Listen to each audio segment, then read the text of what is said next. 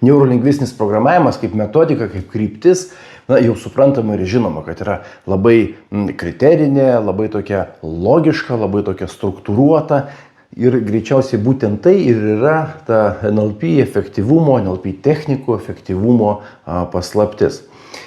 Visos NLP technikos yra, bent jau pagrindinės technikos, yra numodeliuotos arba sumodeliuotos arba aprašytos nuo tų žmonių, kurie turėdami kažkokią tai problemą arba kažkokį tai klausimą, rūpimą, jas išsprendė.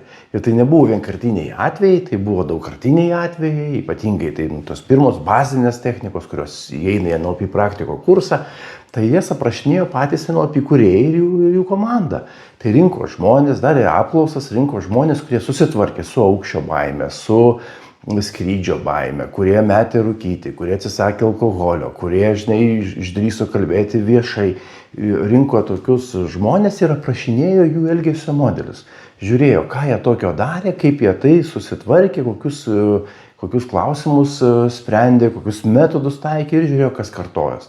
Taip pat tie patys NLP kūrėjai, jiegi dirbo ir su 3 psichoterapeutais, psichiatrais, ir Pelzu, ir Satir, ir Eriksonu, ir jų modelius elgesio aprašinėjo.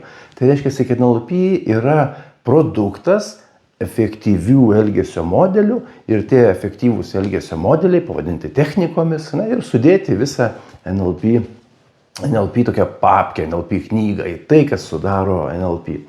Tai dabar, algoritmas algoritmo, tai yra taip kaip receptų knyga.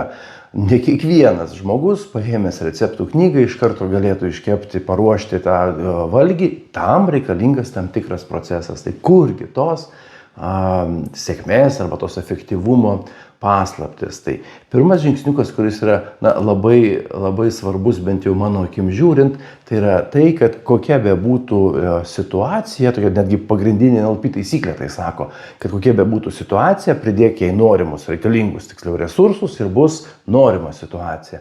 Ir visada reikia apsibrėžti tašką A, o kur mes esam, o kas tiksliai vyksta. Ir ne debesėliais, o konkrečiais kriterijais. Vaizdai, garsai, pojūčiai, kvapai, jutimai kažkokie tai. Žodžiu, ta situacija, tas simptomas, ta problema, kurią žmogus jaučia, būtinai jie turėtų įvardinti kuo aiškiau, kuo tiksliau. Kada tai pasireiškia, kaip tai pasireiškia, kaip dažnai, kaip intensyviai, tam padeda meta modelio klausimai.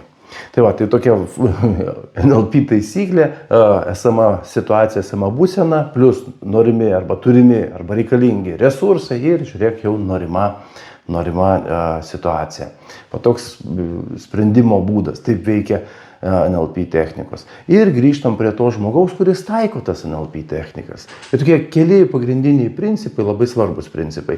Ir netgi sakyčiau, kad yra 2 žmonės dalyvauja technikos taikyme, tai tas, kuris taiko tą techniką, tai žmogus išmanantis NLP, ir tas, ant kurio taiko tą techniką. Tai gal tada pradedu nuo to, kuris patiria tą NLP malonumą, nuo kliento patiria.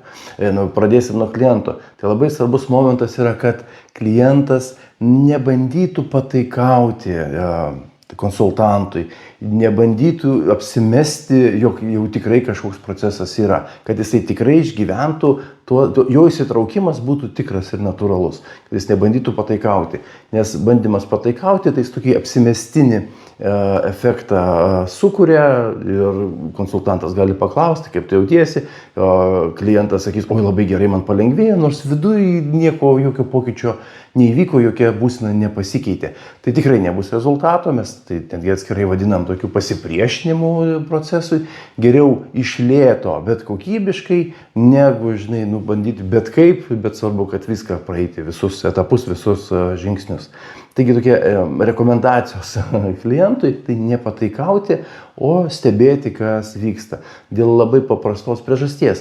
Kiekvieno kliento, kiekvieno žmogaus vidinis greitis, ką tai bereikštų šitą sąvoką, yra skirtingas. Vienas greičiau asocijuojasi, kitas lėčiau, vienas daugiau vaizdais norėtų matyti tą procesą, kuris vyksta, vaizduoti labiau jungti, kitam žiūrėk reikia pojūčio, mūsų greičiai yra labai skirtingi. Tai reiškia, kad kliento grįžtamasis ryšys terapeutų yra labai svarbus, terapeutų konsultantų yra labai svarbus.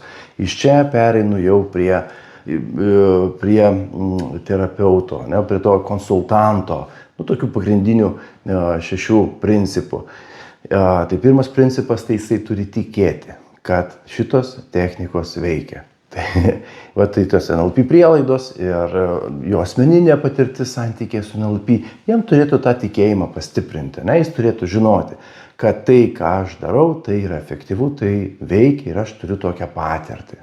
Tai iš karto įveda antrą tokį principą, antrą tokį elementą - kongruentumą. Tada, kai žmogus turi tokį vidinį tikėjimą, tiki tą metodiką, tiki tą techniką, jo elgesyje tai atsispindi. Tai yra kongruentumas, tada ką jisai sako, ko jisai klausia, kaip jisai veda klientą per procesą. Tai tiesiog labai sklandžiai, gražiai atrodo ir tai nėra apsimestinis pasitikėjimas, žinai, kur kalbėjimas debesėliais. Tai yra tiesiog, matai, girdi ir tiki, kad žmogus žino, ką daro. Pasitikėjimas juo iš karto toks, pasitikėjimo kreditas iš karto atiduotas.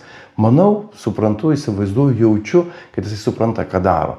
Tai jeigu pirmi 2 laipteliai, pirmas laiptelis tai yra tikėjimas metodika, pasitikėjimas metodika, antras yra kongruentumas, jau klientui, žiūrėk, jau lengviau yra su tavim kontaktuoti, jau lengviau yra išlaikyti išbūti šitam procese. Kitas žingsnis - raportas. Nuolatinis raporto kūrimas ir palaikymas raporto. Labai svarbu dėl paprastos priežasties. Algoritmas algoritmų, o kliento greitis yra kitoks, individualus. Jisai juda tokiu greičiu, kokiu nori, kokiu jisai įpratęs. Tas pokytis arba tas procesas jame vyksta jo greičiu. Nėra, kad būtinai per 15 sekundžių padarysi tą ir tą. Vienam gali būti 15, kitam 30, kitam 2 minutės gali būti. Tai reiškia, raporto aplinka erdvė tokia yra būtina ir privaloma visose technikose ir nuolat. O ten, kur yra raportas, automatiškai yra kalibravimas arba stebėjimas, arba reagavimas į grįžtamąjį ryšį. Tai jau 4 elementas. Ne? Stebiu, seku, reaguoju į grįžtamąjį ryšį, kaip reaguoja klientas, ką jis tokio daro, kas ten gaunasi, kas ten einasi, kaip jisai atsako. Jeigu kažkas ne pagal planą, pavadinkim taip, nesigavo kaip, tada įjungiam 5 elementą - lankstumą. Nesigavo, neprajudėjom į priekį taip, kaip turėjom prajudėti, keičiam elgesio modelį. Ir tai kliento, tai yra konsultanto užduotis - stebėti tą grįžtamąjį ryšį ir jį reaguoti, jungti lankstumą, pasižiūrėti, kaip kas vyksta, ką galima atkreipti dar dėmesį, ką galima dar kitaip tokio padaryti, jeigu tai yra svarbu ir aktualu. Tiesiog sekti situaciją. Na ir 6 elementas, kuris beje galėjo būti ir pirmoje vietoje, tai yra aiškus žinojimas, kas turi gautis. Čia atsakomybė truputėlį dalinasi ant abiejų asmenų, tiek ant kliento, tiek ant konsultanto, nes klientas turi tiksliai žinoti, kas su juo vyksta, tai mokėti apibūdinti tą situaciją, to išmokstama ir žinoti, kaip jis norėtų, kad būtų. O konsultantas turėtų žinoti, koksai rezultatas turėtų gautis arba į kokį rezultatą mes keliaujam, kas turėtų būti pasiekta šitos technikos, šito metodo, šito pokalbio metu.